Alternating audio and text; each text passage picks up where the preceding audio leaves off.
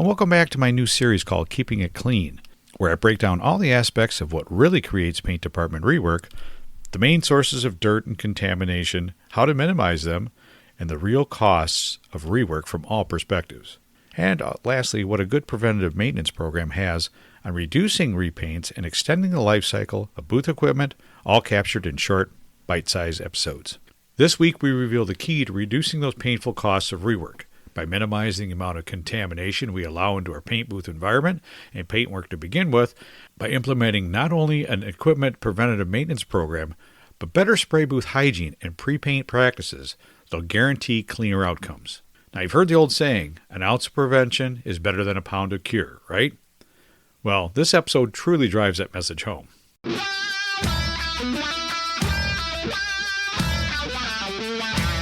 Welcome to the Mind Wrench Podcast with your host, Rick Sellover, where minor adjustments produce major improvements in mindset, personal growth, and success. This is the place to be every Monday, where we make small improvements and take positive actions in our business and personal lives that will make a major impact in our success, next level growth, and quality of life.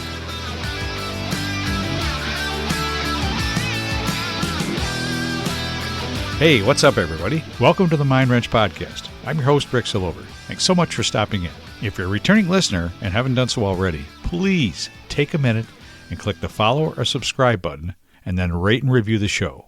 When you rate and review the show, the algorithms for Apple, Spotify, Google Podcasts, iHeartRadio, Amazon Music, and all the other platforms will see that it's valuable and show it to more people that have never seen it before. And hopefully it can help them too. I would really appreciate your help sharing this word with your friends and family as well. And if you're a brand new listener, welcome. I hope you find something of value here that helps you in your personal or professional life as well. Please make sure to click the subscribe or follow button so you never miss another episode. Welcome back to the Mind Wrench Podcast. I'm so glad you're here with me today, and welcome back to my new series called Keeping It Clean, where I break down all the aspects of what really creates paint department rework, what the main sources of dirt and contamination are, how to minimize or eliminate them, the real costs of rework from all perspectives, and what a good preventative maintenance program has on reducing repaints and extending the life cycle of booth equipment, all captured in shorter, bite-sized episodes. Well, hopefully you've already checked out the first two episodes in the series, Root Sources of Contamination and True Costs of Contamination, where first, I explained where all that junk in your beautiful paintwork really comes from, and then second, what those actual costs of a redo are. And if you missed either one of those, I would highly suggest you go back and listen to those episodes first before you start on this one. This episode will tie it all together. Now, if you did already check them out, welcome to the third episode of the series. This week we reveal the key to reducing those painful costs of rework by minimizing the amount of contamination we allow into our paint booth environment and paintwork to begin with, by implementing not only an equipment preventative maintenance program, but better spray booth hygiene and pre-paint practices that'll guarantee cleaner outcomes. Now, you've heard the old saying, an ounce of prevention is better than a pound of cure, right? Well, this episode truly drives that message home. Now, as I explained in our first episode, there are three main sources of where the contamination originates from: the vehicle, the booth, and the paint tech. And after an extensive study I did on this subject preparing for the series, there were a few things that were a little surprising about the results, and a few facts that I expected that were strongly reinforced by the study. As a source of dirt or contamination, the vehicle played a smaller role than I would have thought. As low as only about 10% of the dirt issues recorded were attributed to the vehicle, but a much higher percentage of fisheye contamination. But these concerns can be almost completely prevented by power washing the vehicle before it even enters the production floor, and then again with a complete wash after final prep work is completed, before it enters a booth, followed by a proper wax and grease and waterborne wipe down process of all the surfaces to be painted. But any contamination seen beyond that can usually be directly attributed to poorly maintained air compressor, air filtering components and air lines, things that fall into the preventative maintenance category. Occasionally and randomly, some contaminated air from outside can enter the booth through the ceiling filters. Like if you're next to a greasy burger or chicken joint that's got really close proximity to where your booth draws its air, that can cause a fisheye breakout that can last a few days. But like I said, it is rare and not really something you can prevent. What we're going to talk about in this episode is something called preventative maintenance and what it really looks like, and why it's not only a necessity for today's collision centers, but it really does pay for itself in a very short period of time. Preventative maintenance by itself is exactly what it sounds like. The maintaining of a piece of equipment that'll prevent it from incurring unnecessary and usually costly repairs or malfunctioning or stop working completely. This is not a new concept. You've been practicing preventative maintenance on your personal things for years, I would imagine. Think about your vehicles, whether they're owned or leased. You have a maintenance schedule to get your oil changed every, X amount of miles or X amount of months, right? And they don't just change the oil and filter. A reputable business will check the fluid levels, the brake pad wear, the tire wear, the battery, and all those other things that, if not checked, could cause much more expensive work down the road if not caught, right? What about your furnace or your home heating systems? We don't hesitate at all on this yearly maintenance, do we? No, because we don't want our furnace to go out in the middle of winter when we need it most, nor do we want a cracked heat exchanger silently taking out our family during the night. This almost happened to me and my siblings many years ago when we were kids, and it was very close. It's just not worth the risk to save a few bucks. Agreed? We schedule our annual physicals, health screenings for cholesterol or diabetes or cancer. We do prostate exams. We schedule dental cleanings and oral exams, as well as our annual eye exams. Aren't those all standard preventative maintenance programs to keep our bodies, our equipment, running year after year after year, and give us early detection of bigger health problems on the horizon? Absolutely. If you're looking for a competitive edge for your business or a more effective jumpstart to your personal development in 2024, I'll make your first step super simple. It is a fact that an incredible number of the most successful business owners, nearly half of the Fortune 500 companies, top-earning professional athletes, entertainers, and industry leaders like Microsoft's Bill Gates, former President Bill Clinton, Richard Branson, Amazon's Jeff Bezos, and Salesforce Mark Benioff all have one thing in common. They all have at least one coach, and some have several, that they work with on a consistent basis.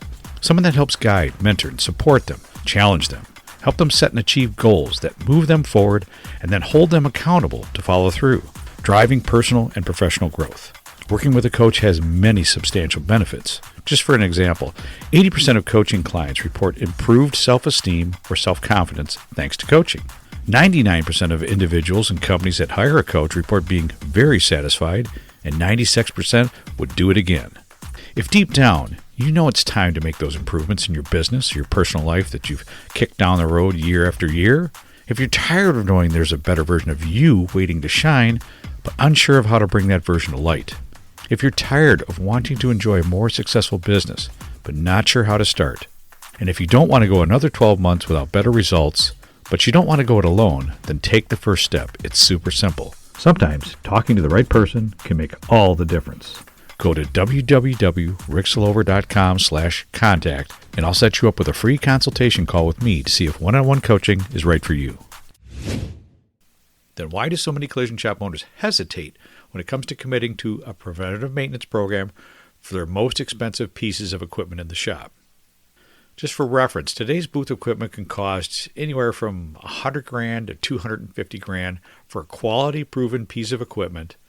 Not the stuff you'd order from the back pages of a magazine or a catalog. So it's always the largest investment a shop owner will make. Wouldn't it make sense to protect that investment with a preventive maintenance program? Listen, no disrespect, but would you spend $100,000 on a really nice automobile like a Porsche or a BMW or a Mercedes, and then just totally skip the maintenance through an authorized dealer, and instead just occasionally get the oil changed at a $9.99 quick oil change place in a strip mall because it's more convenient and cheaper? No way in hell you would, right?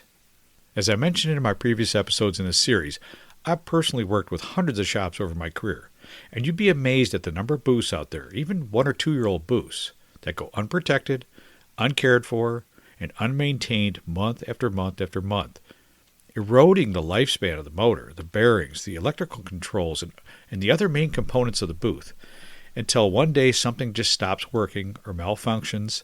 And guess what? A 911 call goes to the servicing distributor. And when I've asked owners point blank, why they don't have a preventive maintenance plan in place. They just say, well, it's too expensive, and they just come in and disrupt my workflow every time they change the filters. It's just a pain in the ass. I've heard comments like, you know how those booth guys are. They're just trying to get rich off me, right? Really? Some of these owners do have the Porsche, BMW, or Mercedes. And guess what? They do have the scheduled maintenance done on their car. And I'm pretty sure that car isn't generating income for them, right? Like the booth is. Like I've said before, and I even did a podcast episode on this a while back, and I'll tell anyone that asks, the booth or the prep decks are realistically the cash register of the collision shop. Nearly every single vehicle needs to pass through the booth or the prep deck before you can cha-ching the cash register, right? Nobody gets paid until the job is completed, which means successfully painted and delivered, period. There aren't many professional businesses out there that can successfully function with a malfunctioning cash register. It's just that simple. And the collision shop is really no different, but it's just never thought of in the same way. With that in mind, how long do you think your business would still be profitable for the month if your cash register goes down? 1 day, 2 days, a week? Any idea what that costs you in lost production? Well, if you listened to my last podcast in this series, The True Costs of Contamination, you would know that every booth cycle is worth about $4,350 of missed RO opportunity. That's based on a national average RO value of $4,350. Now, depending on how many booth cycles per day you average, it's just simple math from there, right? 2 cycles a day, that's $8,700. 4 cycles a day, that's $17,400 per day. And it goes on and on, right? Now, if you do know what your monthly gross profit and more importantly net profit is, it probably doesn't take too many days before you're in the hole for the month. But if you don't know those KPIs, you may be going backwards after day 1, right? Now, the easiest way to avoid this situation completely and protect your investments, your essential equipment, like your booth and your compressed air systems, is by implementing a solid preventative maintenance program from your local qualified booth distributor. The cost for a year protection on most of these yearly programs would be less than your losses on 2 booth cycles. Think about that for a minute. A whole year's worth of protection for what it would cost, less than what it would cost if you lost 2 booth cycles of production. Now, a good preventive maintenance program should include some things like a monthly or quarterly filter service with visible records for 6H compliance, semi-annual or annual sealing filter service, air makeup intake filters and mix room filter service, pit cleaning service, inspect and replace color correct booth lights, tighten, replace belts, exhaust fan cleaning, quarterly or annually multi-point inspection of all internal systems, and an annual deep cleaning service, including booth coating. And lastly, full reporting of all maintenance activities and status updates. That's what a good program would consist of. Now, just to be clear, as I explained in my first episode of this series, Root Sources of Contamination, the booth environment can be responsible for a good portion of the dirt and contamination that ends up in a paint finish, probably a good 40% at least. And a preventive maintenance program will drastically minimize that number, but the painter still has control or influence over 50% of these issues with contamination that cause redos. So best results to drive down that amount of rework, financial loss, as well as keeping the booth environment clean as possible, both inside and surrounding areas outside, is to make sure your paint techs are, number 1, on board and part of the preventive maintenance program. And number 2, utilizing a good SOP guide to improve the current hygiene practices and then keep them on track with those improvements. Having a freshly cleaned and balanced booth with fresh filters will not produce a super clean finish if the painter is jumping in and out of the booth to do a little sanding on the next job between coats of base. Or he has filthy, dusty parts racks in the booth with 2 years of overspray buildup on them, with parts laying on them that he's spraying. Or is wearing a crusty old spray suit that hangs out on a hook by his toolbox, or maybe wears his baseball cap that's full of sanding and Bondo dust, right? Maintaining the air compressor and air filtering systems downstream, the air lines and the hoses and the desiccant system are all part of a maintenance program too. But the contamination protection for your paint finishes can be negated by your paint techs not properly prepping the panels with both solvent, wax and grease, and waterborne cleaner, not taking proper care of the spray guns, which really need to be fully torn down and cleaned quite often. Or something as simple as being sure not to use colognes, perfumes, hand lotions, deodorants, and those kind of personal care products that may contain chemicals that create fish eyes. Look, the bottom line is this. When a shop doesn't follow a good preventive maintenance program, and the paint team doesn't follow excellent cleanliness practices inside and outside the booth, not only does the shop lose money on extra paint material usage, wasted energy resources, and lost production, but the paint tech also loses about $625 in lost wages in production every time he has to redo an average RO. And we didn't even talk about the impact to the most important piece of this puzzle, the customer experience. From my humble perspective, it would be a wise investment of resources to couple a top-notch pre-paint hygiene routine alongside of a good preventive maintenance program for all your booths and prep decks. Feel free to contact me if you need any additional information on this. I'm always happy to help. Hey, real quick, there's one more thing I wanted to share with you.